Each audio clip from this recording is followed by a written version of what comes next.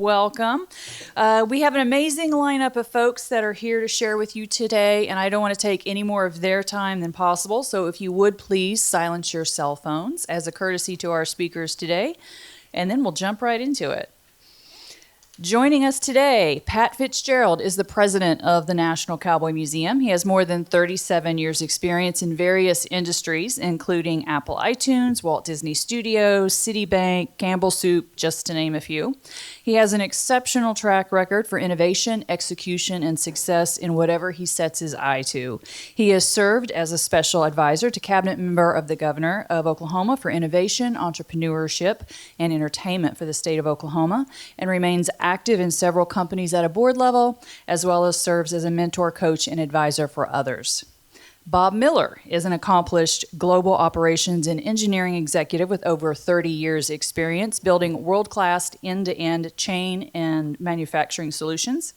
His experience includes time at Apple, Walt Disney Home Entertainment, Boeing, Magellan GPS as well.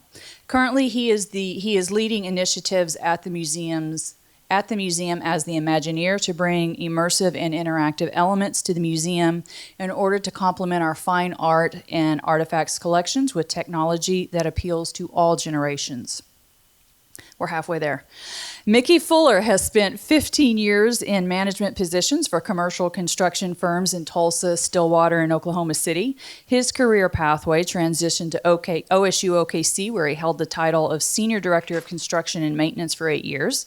He is currently the Chief Operations Officer at the museum. Improvements in the parking lots, grounds, construction of the Find Your West experience, and many projects you don't see but keep the museum running fall under his leadership. David Davis is the Chief Curatorial Officer of the museum, leading the museum staff of curators, collection specialists, exhibit preparators, and the Dickinson Research Center. In his 25-year career in the museum industry, he has worked for state and private museums, has worked on exhibitions and public history projects both nationally and internationally. Throughout his career, he has curated, designed, and installed award-winning exhibitions, including Oklahoma at the Movies at the Oklahoma History Center and Galileo's World, which included displays in multiple locations. And joining us via Zoom from Italy is Ketty Gordover. Ketty is a multidisciplinary entertainment professional with over 2 decades of experience working and operating in the performing arts world. The touring shows she has either participated in, partnered with, and managed have taken her to over 20 countries where she has learned several languages: Hebrew, Russian, Spanish, and Italian, just in case you're wondering. Her work hinges upon fine-tuning the small details that all large shows need to be beautiful for every audience member. She has been with Lighthouse Immersive for almost 5 years and has been a driving force working with the museum and creating the Cowboy Immersive experience. Please welcome Pat and the panel.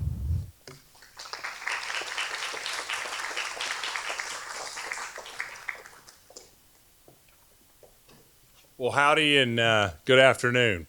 I think the three gentlemen up here, not you, Ketty, always means when you say over 30 years stuff, we're just a bunch of old guys, a bunch of old people.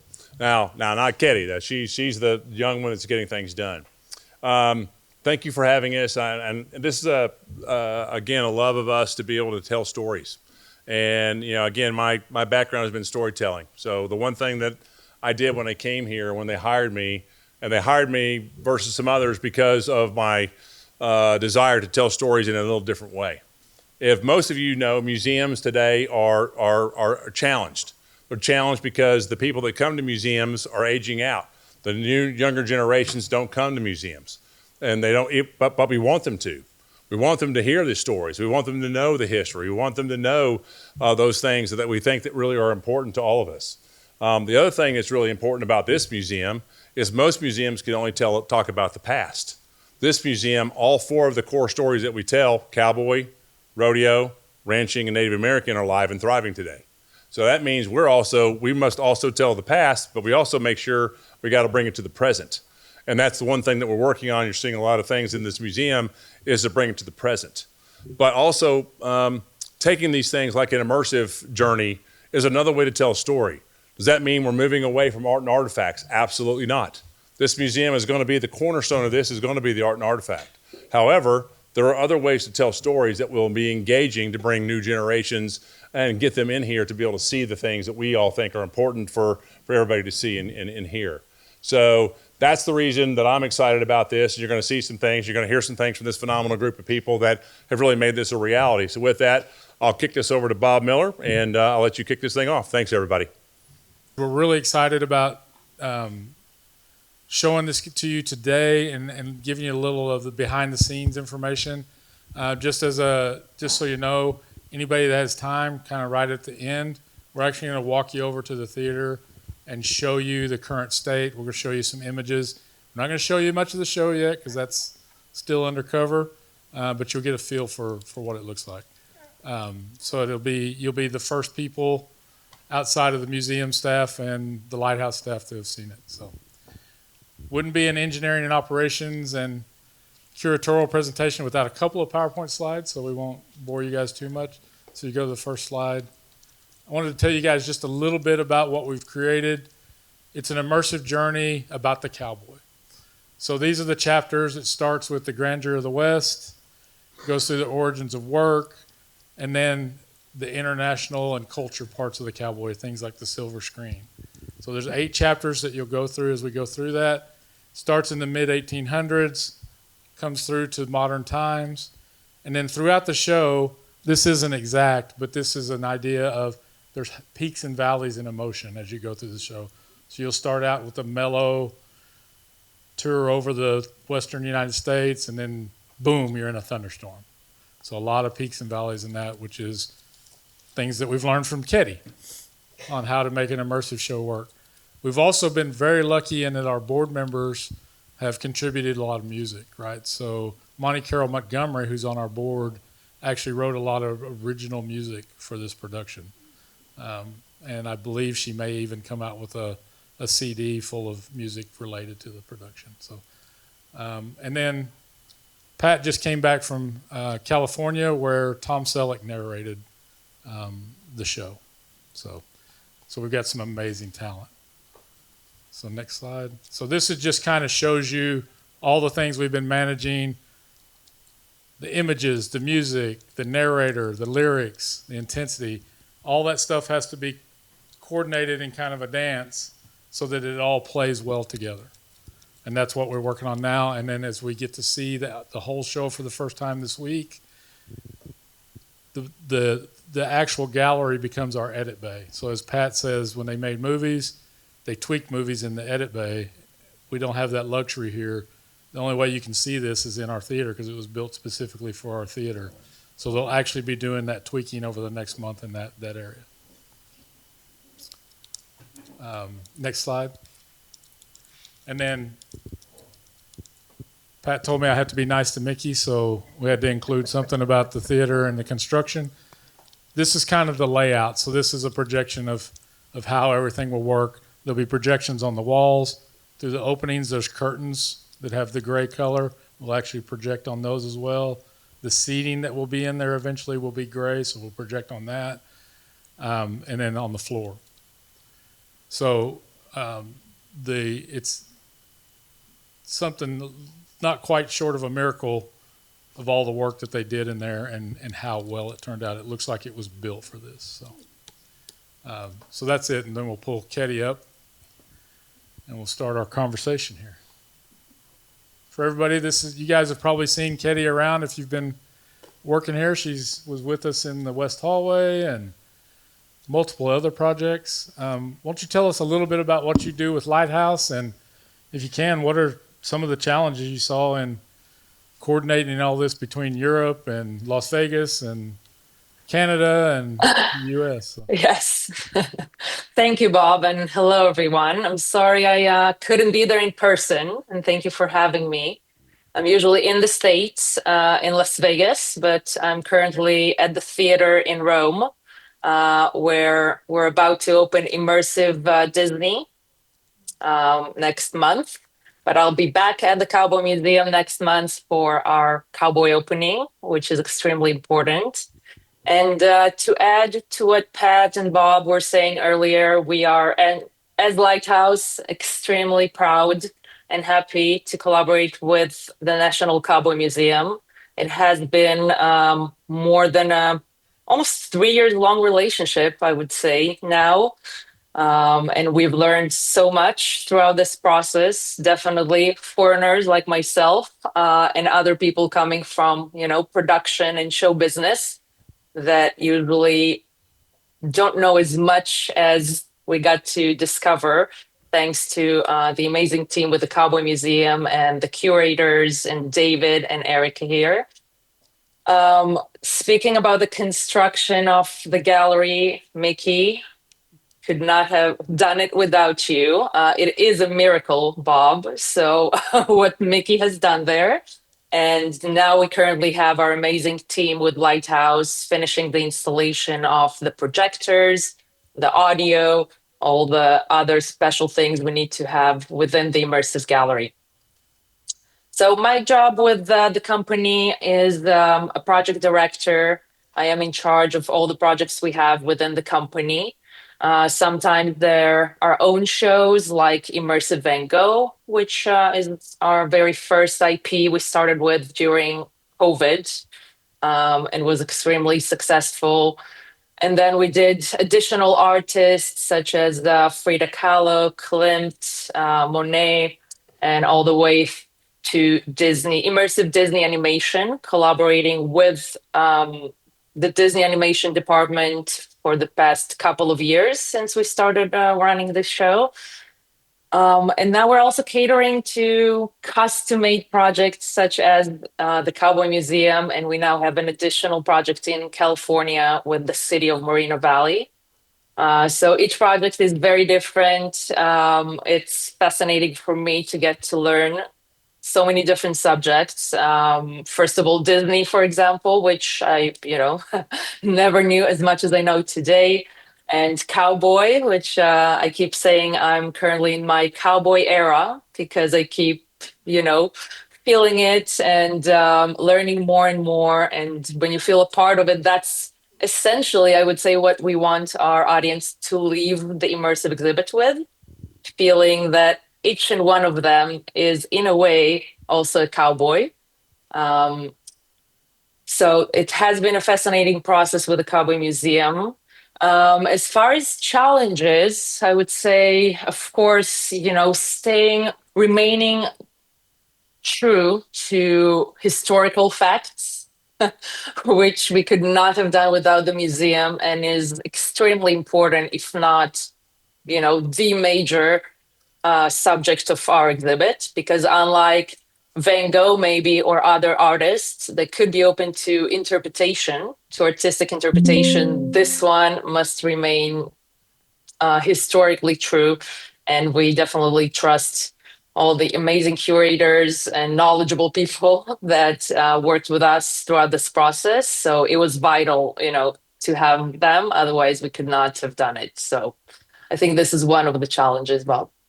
Awesome. Speaking of which, let's move over to David. I know this show has a large piece in it based on the actual trail journal.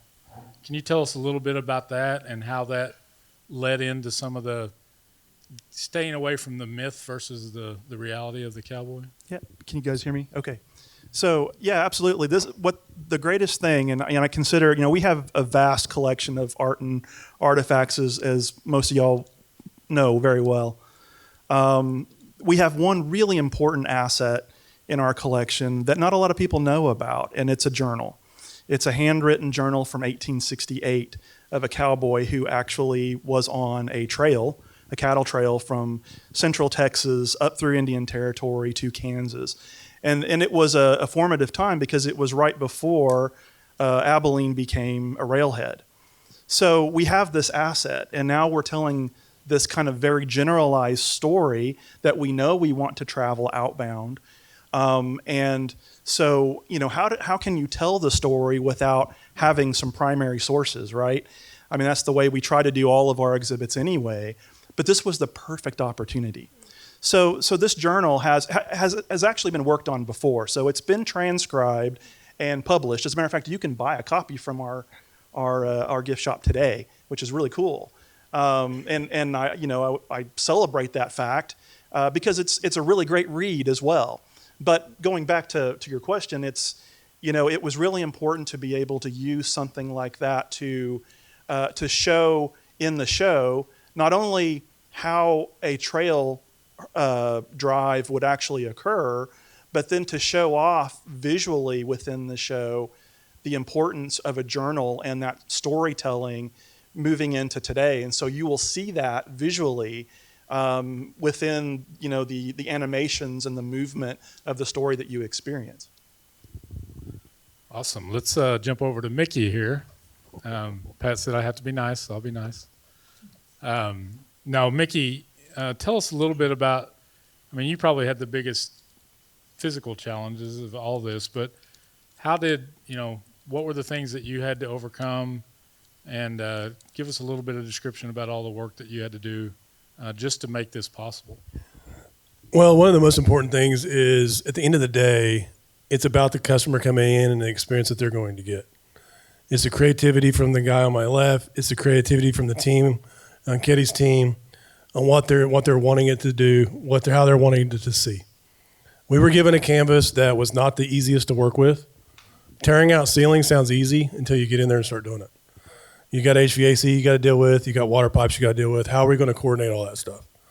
And then you start doing layovers because it's not just Kerr. It's not just for the immersive. It's also for Pre to West.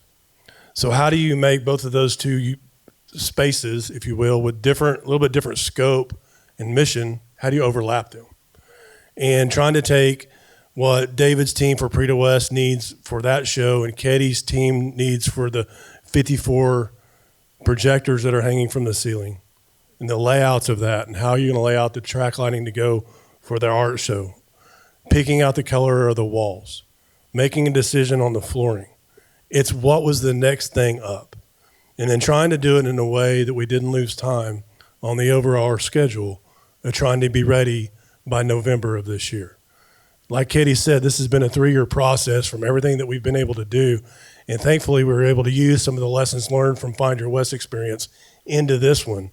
And that's because of the people that you're with, the leadership and the integrity and the professionalism of everybody in it. And that goes down to all the crews that were working underneath my watch. So it's not just the team, for the museum. It's not just Lighthouse.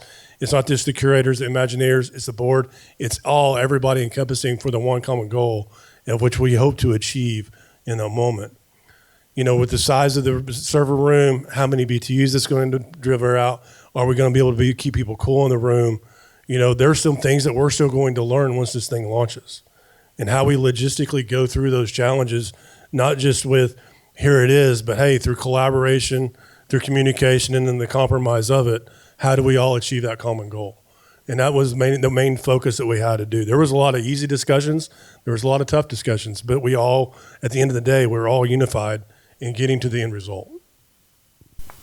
And like I said, the team did an amazing job. And like I said, once you see the space, you'll realize how much work they really did do and how much it really does look like it was built for this, not just a transformation.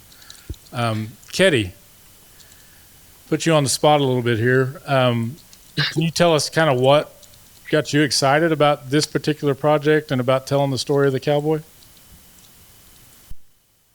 Yes, I feel what got me most excited about it is kind of taking the story out of static objects and artifacts, artworks, pictures, and making the audience feel a part of them, like they're living it, like they're feeling the experience, which is what we usually do with immersive experiences.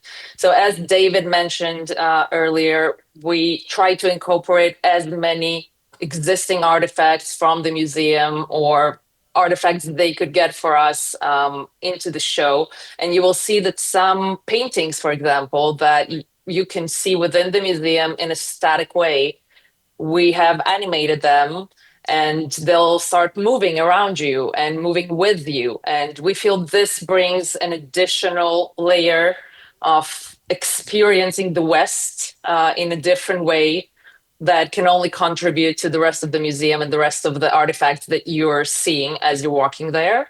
So for me, it's really about bringing the story to additional people that maybe would not have experienced it otherwise, or would not have known the story or felt the hardships and courage and what it takes to be a cowboy.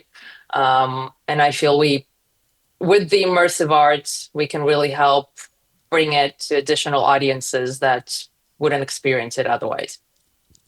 I think also you guys did a great job too they used the triptychs as kind of a balance for the theme of the landscapes. And while you won't see the triptychs per se, you'll see a lot of things that remind you of them and their intent and their coloring and all that kind of stuff. So I think they did a fabulous. And that's definitely one of my favorite parts in the show, because I love the triptychs as soon as I saw them at the museum.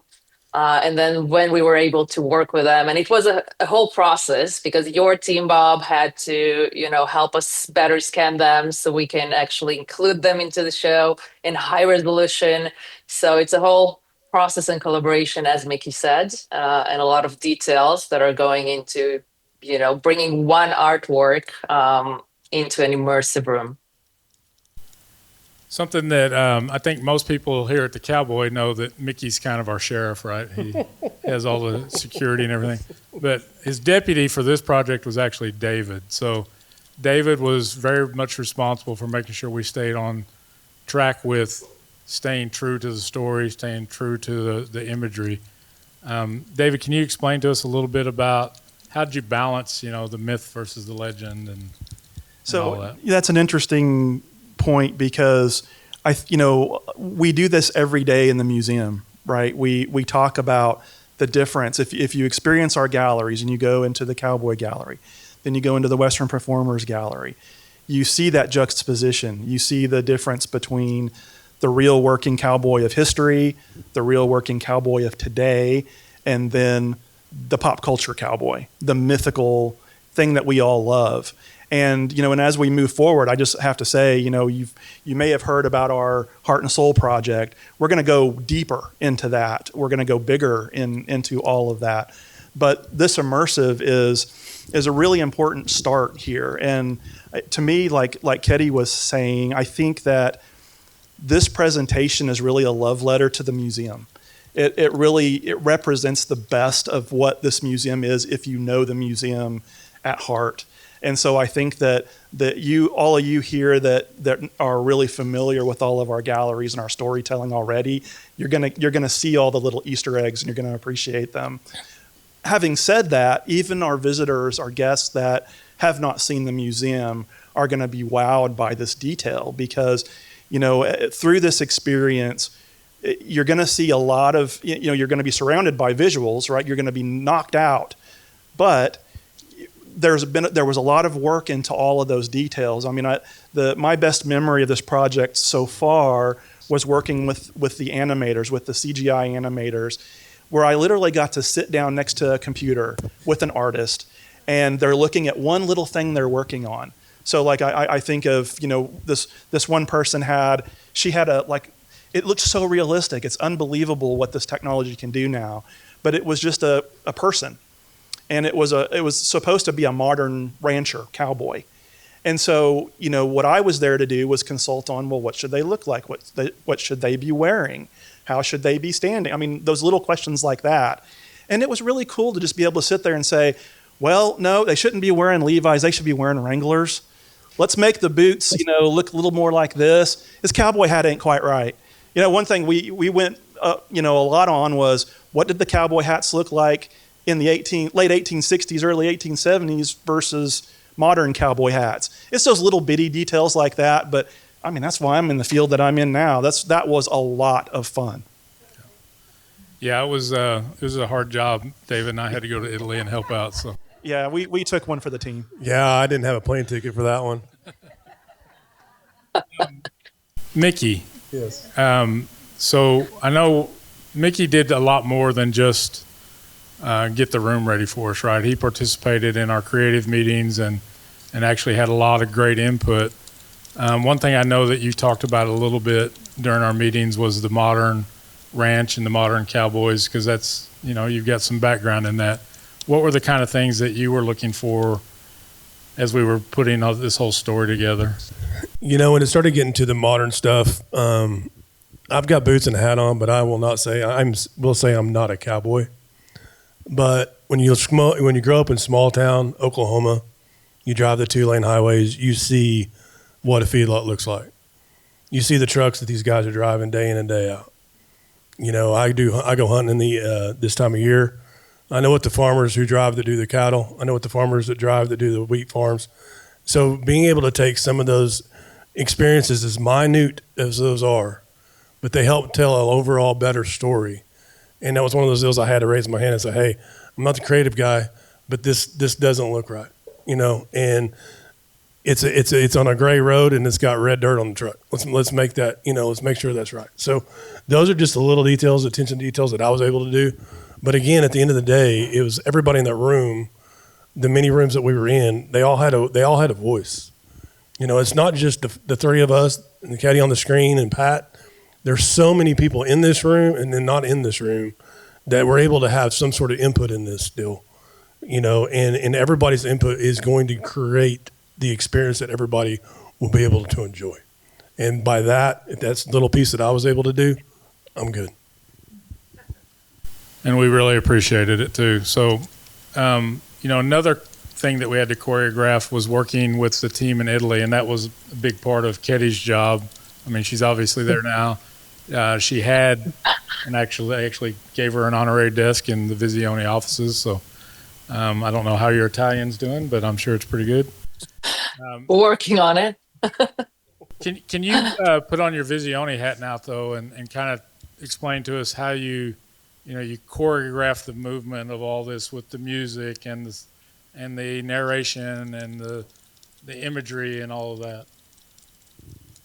Definitely. So I love that you mentioned choreography, Bob, because I'm a former dancer. So for me, this is definitely choreographing all of this. That's how I feel like. But movement is really a key in immersive shows. So as I said previously, we're trying to, take the static images out and make them move and animate them. So we must have movement all throughout the show. And then it's a gentle combination of how much do we move to make you feel like you're in a realistic space? How fast do we move? There's always a different pace, like Bob mentioned at the very beginning. So we cannot have it at the same pace all the time. We have to give some slower moments, some urgent moments, some moments that will feel you get more excited, or moments that will make you feel more melancholic. It's all part of telling the story and also making you get out of it feeling, you're taking something with you and you have this like emotional outcome out of the show. So it's definitely a lot of things to choreograph between the video design, the audio design. We'll be using some directional audio, so you'll hear specific things happening near a projected wall where something specific is happening in the image, and then you'll hear other sounds coming from a different wall where you see something else. Same with the movement, which we're still refining and defining right now with our team and the creative team of Visione on site, which means sometimes we'll feel the movement is too fast, and in an immersive room, we have to fix it and make sure people don't, feel overwhelmed and accept it the right way. So it's really a lot of work going into it, and we're still working on it on site with our team, because some things you can really discover only upon almost finishing the show and refining the little details. Yeah. The other thing is, I know we coordinated with different folks. Like I mentioned, we have Monty Carroll Montgomery and her partner Eddie that generated a lot of custom content just for us. David and Ketty, did you guys have any work with any folks on this to, as historians, artisans, anything like that, or mention that we would talk about to say, hey, they really influenced the development of this show? Or is it mostly Well, the draw from the before I let itself? David answer that, I'll say that for me it was David for the most part. And one of the memorable things to me was that we got to have a private tour by David and Eric of the museum, searching for some specific details for the show. And it's just amazing the amount of knowledge and information and stories they have about every little thing within the museum. Uh, for me personally, collaborating with Monte Carol was also amazing, and you'll hear some of the music she created within the show. Um, because again, it only brings the natural Western, authentic music along with our creators that used the appropriate musical tools and references from the past. But I feel altogether it created a real beautiful result. Yeah, for me, I think inspiration. It's natural for me. I think that it was the collection. I mean, our collection is amazing, and if you ever get to spend time, looking at, I mean, not just our galleries, but what is down in our vault. We have over 35,000 artifacts, artworks and artifacts all together. We have 350 some odd saddles. It's amazing. I've been told very specifically that I can't bring any more saddles in. Thanks, Pat. I have to get rid of 2 saddles to bring 1 cool saddle in. Hey, you know how hard that is for me? But no, I say that jokingly. We constantly are offered wonderful things on donations, and we're constantly acquiring fantastic things too. Because as a museum person, we're not just telling these stories in a great way, but we're preserving the past. We're preserving them for all time. So it is about the storage and all of those museum-y kind of things. I know that's not answering the question, but I really do think that that's what inspires me, is that deep history and what we are telling and the storytelling that we are here to do. And then getting into this project and seeing what Lighthouse has already done. And in my past, I've always specifically done exhibits. Before I worked here, I was an exhibit director, and I've done a lot of exhibits. And it's really all about different types of storytelling and how do you engage the public in many different forms. It's not just stuff in cases with little labels. It goes way beyond that every single time, and it has for a long, long time. This is ultra special to me because it is the most different way that I've been able to tell a museum story in my career. And I think when you guys see it, you're going to be blown away. It's just unbelievable. The great thing also, let me add, is that you're going to get to hear, and it's going to travel everywhere, and you'll see it kind of like the Van Gogh shows. But here, you're going to be able to experience it and then walk into the galleries and see what it's all about. And that is going to be an incredible experience. I know one of the things that we tried to lean away from instead of lean into was the myth of the cowboy, right? So I know you're really big on the iconic image of the cowboy, and so can you tell us kind of how you talk about heart and soul and all the things we're going to be doing with the galleries. Where does this show then lead us to, and what we might see in the galleries in the future? Great question, because this is really exciting to me. So I mentioned heart and soul before. That is that we're going to go bigger and deeper on our stories, but at the same time, we're going to make it easier to understand for any guest. Because one of the things that we've noticed is that we have so much. We have so many square feet in our galleries, and you can just go any different direction. One of the biggest complaints, I'll admit, is that people kind of tend to get lost. And one of the things they tend to do is miss our cowboy gallery. You come to the National Cowboy Museum and you miss our cowboy gallery because you ran out of time. And you saw a lot of cool stuff, but dang it, it was right in the middle and you lost it. Well, that means you just got to come back, right? That's what we hope. We want people to come back. But so, this is the first step in us telling a much broader story, because the story of the cowboy and the story of Western heritage, which is actually in our name, is it's a big thing to tackle. There's a lot of layers to this history, and it's all extremely important. So what we do is spend a lot of time, the curators, we spend a lot of time figuring out, well, what do we include and what do we leave out? We don't want to leave out anything. It's always kind of sad for us to nix things. But how do we do it as deeper dives? And how do we make a main message accessible for anybody that steps into the door, no matter what language you speak, no matter where you're coming from on a visit to Oklahoma? So I think that the best thing about this immersive being included into what the museum offers and what we're going to offer the world at some point is that it's everything the museum is about, all in one pretty little Christmas present.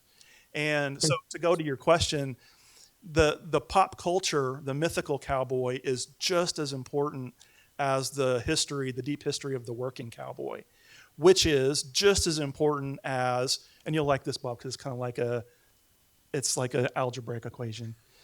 So that one is equal to this one, which is also equal or greater than the importance of the working cowboy. What did I say? Working cowboy, mythical cowboy, and then the modern day cowboy. They're all really important, and we have to make them equal in our storytelling, not only in the gallery. I'm putting over there because our galleries are over there to the west. Not only in our galleries, but in this story. And I think that's what's fabulous about this story is it does it. I think it's going to do it successfully. You guys didn't know you were getting a math lesson today, did you?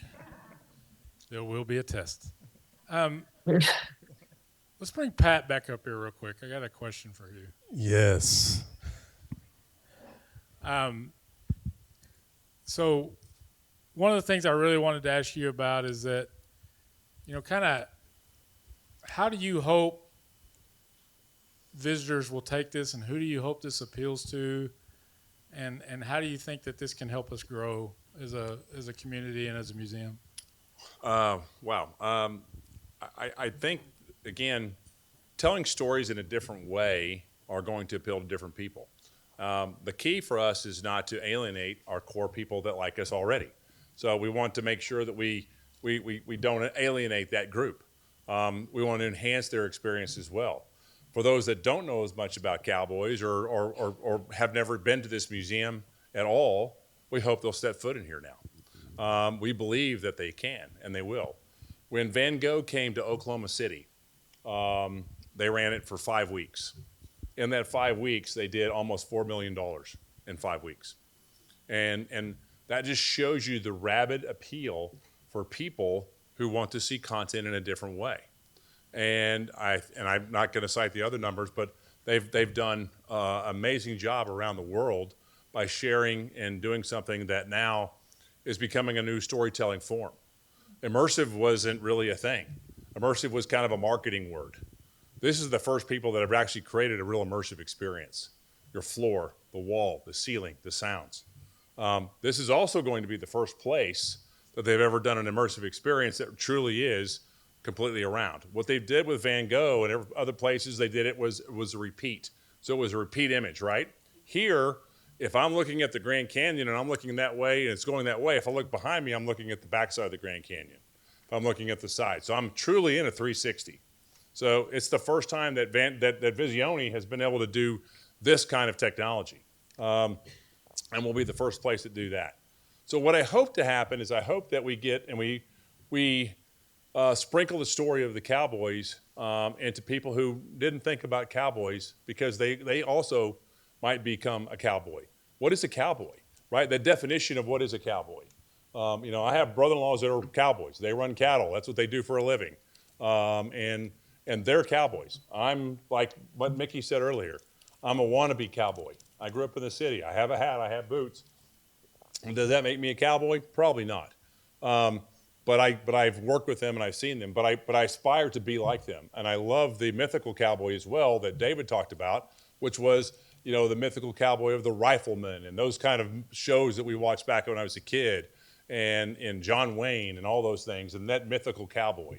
And I think all those things play a big part. We're at a point in time right now that the cowboy is a big, huge, iconic thing around the world. That's why this show is going to travel the world. And we wanted to make sure that it traveled the world, and it didn't travel the world from anybody else except for us. So that we made sure that we did it right, like David said, that we have the true stories, the real stuff, again, done through CGI, but that we are telling that story in an accurate manner. And we thought that was really important for all of us and Bob to be able to do that. So for us, we hope that it does that. We hope that it does bring some additional revenue to the museum. The additional revenue will also drive us to be able to do more things in the museum. So again, I'm not ashamed of saying that revenue is a good thing for a museum. It's again, instead of always being out there and asking for donations. Again, we're a nonprofit, but we want to be able to make sure that we sustain ourselves for the future. We want these stories to live for the generations to come. I want the 6-year-olds. I want my 6-year-old granddaughter and an 8-year-old granddaughter to know what a cowboy is, and I want them to understand it and hopefully understand not only the mythical piece of it, but also the ethical piece of it. You know, what does the West mean? It has a real big positive meaning, as we all know, and which is also why we did Code of the West as our very first thing that we built into this museum, because we thought that the ethical piece was a really big piece that we wanted to be able to share and share it in a fun way where you're not actually learning. So we do believe in what we call edutainment. It's education plus entertainment. So if we can edutain people and they're getting entertained and they're enjoying it at the same time, they're learning things, that's pretty cool. And so that's what we're striving to do as a team. So Great. Building on that with the rest of the team here, last question, and we'll take some questions. We'll start with Ketty.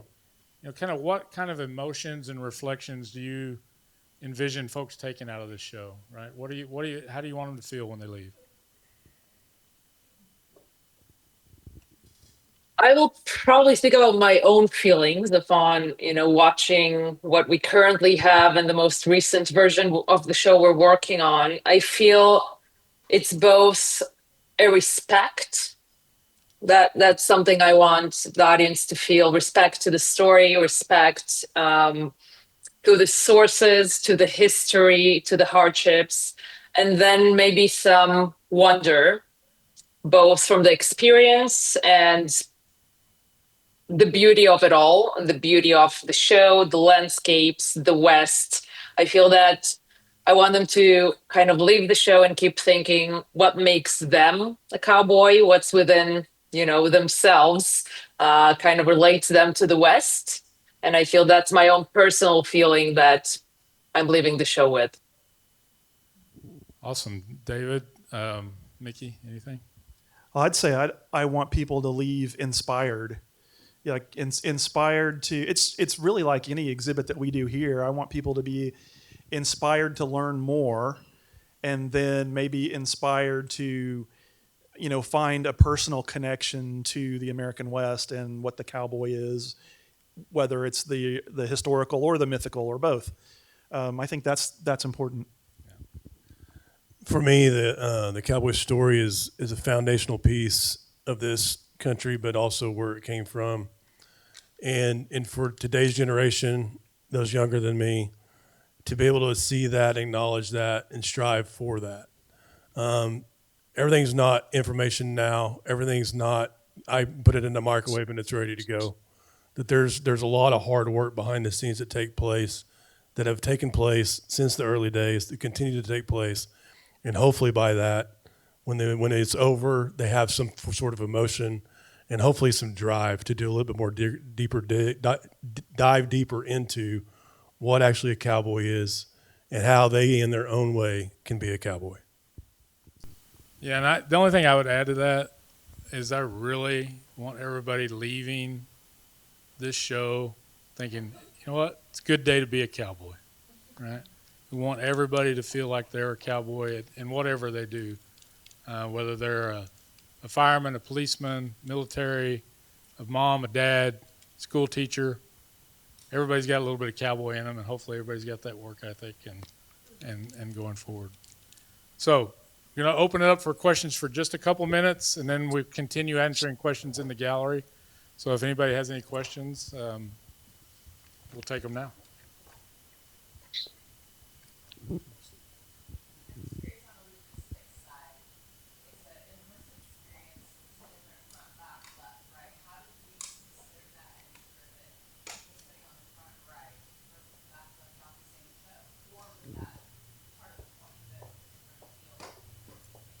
it's part of the point, but it's also hopefully it's going to be entertaining enough. You're going to want to see it more than once, right? Because you're not going to be able to capture the whole thing. It's not like a movie. I mean, even a movie, right? You're gonna, if it's a really good movie, you're going to come back and have to capture things that you missed the first time around. But to your point, yeah, there's a hero wall, right? So you're going to watch that as the main part of it, and that'll capture most of it. But yeah, there'll be little things that you won't notice from all aspects for sure.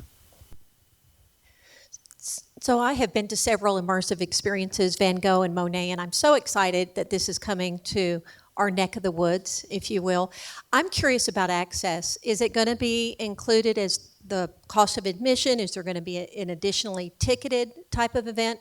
And then also, how do you control how many people are coming in at any given time so that it doesn't dilute the value of the experience for the people there? Yeah, so we're going to experiment with that with a little bit, but yeah, it is an additional ticketed item. One price for members, one price for other folks. But we also have implemented a company called TickX and Ticketmaster. So now there will only be a limited amount of tickets available for each showing at each time. So we'll be able to control that. And we'll experiment with that up front as to how many can actually enjoy the show while they're in there. So that is something we'll be working on as we go. Right now it's about 38 minutes. So it'll be less than 45, 30 to 45. So depending on the final edits, we don't know exactly yet, but around that time. So how many times a day will it be shown? That's a good question. Thank you, Peyton. It's Here comes the boss. yeah. It's roughly every hour, but not all day, every day. So we're going to do something different. So we'll be opening the museum till 10 p.m. on Thursday, Friday, Saturday nights, starting in November. And so we have to have people be able to see the show. So we also want them to see the museum, not just the show. So we'll be open from 10 to 10 on those days. We'll have more shows. So we'll have 3 shows in those evenings. And we'll start there. And if we need to add more shows, we may be open on a Wednesday night as well. We will have shows during the day as well. We'll have probably 3 shows each day. 11, 1, and 2, I think, is what we had structured right now. But those are going to fluctuate by day. Mondays are a little bit of a light day here in the museum. They are in all museum worlds. So we'll just figure out what those runs are. Again, it's a 38-minute show. We need some turnaround time between. Roughly, to your question too, which was an awesome question, about 300 people roughly per show. So the tickets are going to be timed, so you've got to get the ticket. So when we send the tickets out, they'll be by time, and then once you get to 300, that's it. And it'll tell you, the new ticketing system will tell you, this is fast selling, these tickets are almost out for this show, et cetera, et cetera. We want this to be a really good experience. There will be some seating in the room, but not everybody will have a seat. Because a lot of times people want to run around. Kids can run around. They don't have to stand still. They can engage. And so that's also a real big difference in an immersive experience. And so this is for families. And we want families to come and bring their kids and enjoy this and experience it together as well. This is just a still image from the show. And as you can see, this one's taken from the triptychs as well, right? So you might recognize the waterfall.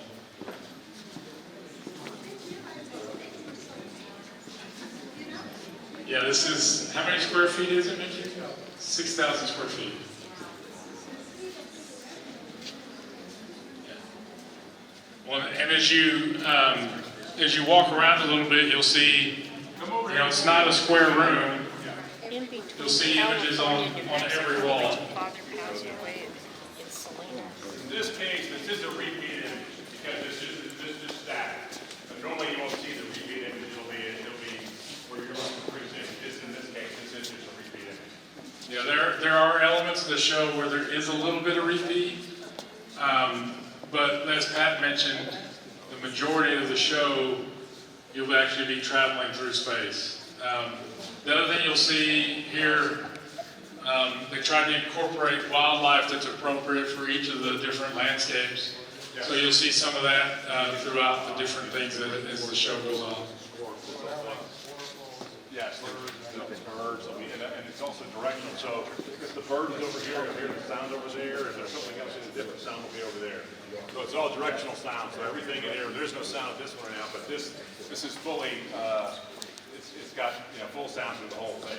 Sound is a big piece of emotion in any kind of there's content. 30 some speakers as well as all the projectors.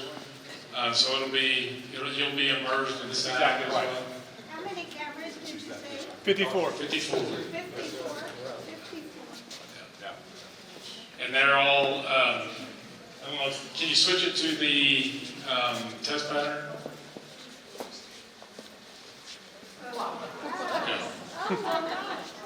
That explains all the tape on the floor too, doesn't it? So this is a tool that they use to blend everything together. So as you see, all these squares on the walls and the floor all line up, and they have developed custom software to make this a more efficient process where they can adjust multiple projectors at the same time.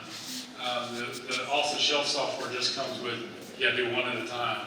And with 54 cameras, you can imagine how long that might take, right? So, I think the thing to also note is we are the first place in the world to partner with Lighthouse outside of Lighthouse. So we're the first place anywhere that they've done something that they didn't own. We will own this intellectual property. So the ticketing around the world, we will get a piece of that ticketing and will come back to the museum. And so that was also part of the structure. But Lighthouse is an amazing company. And they have offshoots of some companies as well that we use, because Visione isn't owned by Lighthouse, but it's in the contract out to do some of the work. But Lighthouse is the major distributor. They're the expert in not only immersive shows, but also they're phenomenal around the world in live shows too. So they're really good. They're out of Canada. They're tremendous. the other thing they've helped us with is marketing, right? So they're the ones that introduced us to the TickX company and people like that. And so they're, like Pat said, when they were in Oklahoma City for just a few weeks, they kind of maxed it out by the great marketing that they did as well. This is right now is a test pattern right now. All this is the blend pattern, so that they blend, so that it perfectly blends every scene. So you don't see this, you don't see a scene between the scenes. It's seamless. Well, and to your question, as like you said, as you're moving through the experience, October 25th, probably soft opening. soft launch. World premiere will be November the 6th. That's the plan right now. It all depends upon how fast we can edit this the product. Like I said, I came from the movie industry. So in the movie industry, you shot a film, you shot a lot of film, you go into an edit bay, and you live in an edit bay for about a year, and you then fix that film and sound, and then you release it. In the immersive world, you shoot a film, you got music. We're going to see this for the very, very first time on Friday. All of us, where the music, the sound, the narration, and the images are all together.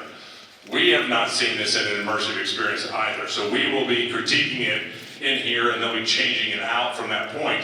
It depends upon the time it will take to edit before because we want this to be really good, and you have one shot at launching something really good, and so we want to make sure. So the plan is October to November. It could slip to a little later depending upon how long it takes to edit it to be where we want it to be, so together. And kind of how the process works as well is that the show is the final, the initial final version is done now, and that's what they've been working on this week. But that said, all these projectors and all this blending and everything means the color gets a little bit out of whack. So they've been here all week making the color consistent through the whole show, making the sound consistent through the whole show. They'll have to go back to Italy then and be re-rendered, then come back here, and that's what Pat said, Thursday, Friday, we'll be able to see it. The great thing to it about an immersive show is it's digital. So if we wanted to launch Van Gogh for a weekend, we could turn it on, download it, and we could have Van Gogh in here for a weekend. If we wanted to launch something else that's digital from these folks, we can launch it over a weekend. So we can tell lots of stories now in a different way. Obviously, this is going to be mostly about the Cowboy Immersive Journey, but this is made so that we can bring more stories here to this museum and do things in a little different way We'll be the only place in Oklahoma City for a while that'll have something like this. And it's going to be really important for us to utilize this space and bring the tourist and everybody that's local here. We actually think this is going to be one of the biggest drivers for the local. The locals are the people that come here the least, believe it or not, because they say, I live there, you know, when you live in the town, when was the last time you came? Oh, 10 years ago, I love that place. 10 years ago, like 10 years ago. So we've got to give them a reason to be here. And so I think we're going to give people a reason to come. And I think that's going to be, and that'll allow us to be able to tell them, to be able to go see the museum and see more stories. Also being open at night will now allow people who work to be able to come here a lot more often. It's tough when it's just during the day, then I only have a Saturday or Sunday and I'm scrambling with family and all these things. Now I've got more time to do that. The thing about being open at night too, it's not just the show. The museum will be open as well. That's correct. So people will be able to come in and actually explore the museum as well as see the show. What's the cost of A ticket will be $20 for this, for a non-member, $15 for a member. So that's what it will be. So, and that's not to say, because they know they priced it, whatever, and that's not, we are looking at, there's some VIP experience stuff that we may add, and that will be a different thing, and so we'll talk about that later. We're working on that right now, but that's just the general ticket for the show. So it'll still be, you still have to pay admission to come into the museum. So you've got to pay your admission to come in, and then plus this ticket here. So it'll be up to each individual if they want to attach it. We'll know that most people will want to attach it. You had a question back behind you, Bob. Do you have kit prices for this? Or is it just 20 per, no matter what age you are? We're working on that right now. We don't, right now we do have kids prices for our admission. Okay. So we're working on that as well for this, right now, but we haven't structured that price yet. But that's a great question. It's a fantastic question. We have 8 kids. 8 grandkids, yeah. All right, any other questions? All right, well, we're gonna wrap this up. Thank you guys for coming out. For the people in the world that have never seen this space, I will tell you, most of the staff haven't even seen this space. Bob, they're gonna get you, man. That's all right, I just gotta outrun you.